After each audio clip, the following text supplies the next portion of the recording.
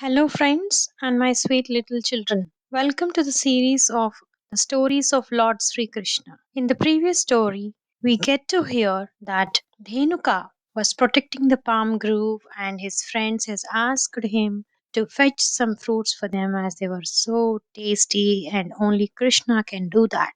With that, Krishna went to the forest, killed the asura, and gave the fruits to them. So in this story, we will get to hear how Krishna danced on the hood of Serpent Kalia. Let's get started. It was a fine morning. Krishna, as usual, went towards the river Yamuna with his friends to gaze the cows. They spent a lot of time laughing and playing. At noon, the heat was intense. The cows had wandered on their own with some of the boys towards the river Yamuna. In that lake lived a deadly poisonous serpent called Kalia. He had poisoned the whole water of the lake. Being extremely thirsty, the boys get down to the lake and drank that poisonous water. At once they all fell down dead. After a while, Krishna noticed that some of his companions were missing from the group. He also, with the others, went in search of them. After much search, they reached the lake. Seeing the boys lying dead, the other boys started weeping loudly. Krishna consoled them and by a mere look revived the dead boys. They all got up wondering and looking at each other.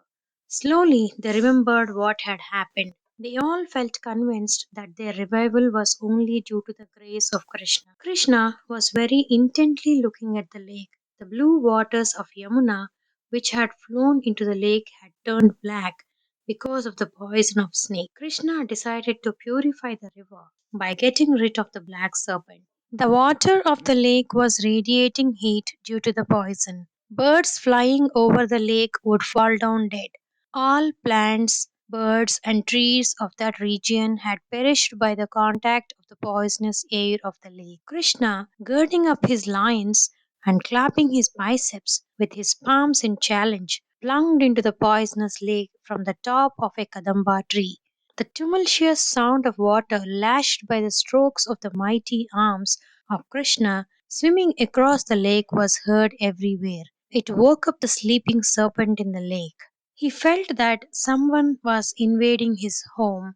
He looked up and found a beautiful looking boy with yellow cloth, lotus hued feet, and smiling face. The boy was himself sporting fearlessly in the water. The children who were watching from the banks of the river saw the tremendous hood of the serpent and were terrified. Some of them ran home to inform Yashoda. Hearing the news, all the Gopas were frightened. They came running to the spot.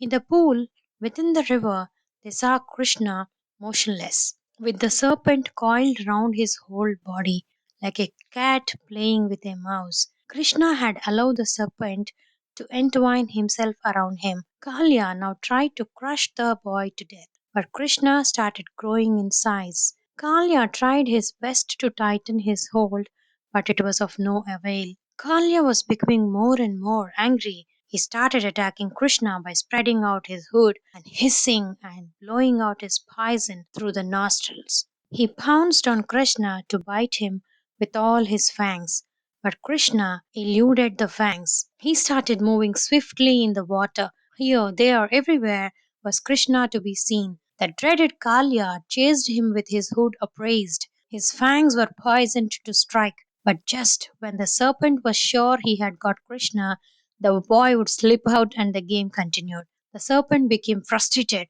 It was too tired even to chase the boy. Krishna felt that he had teased him enough. He forcibly made the serpent bend his huge head.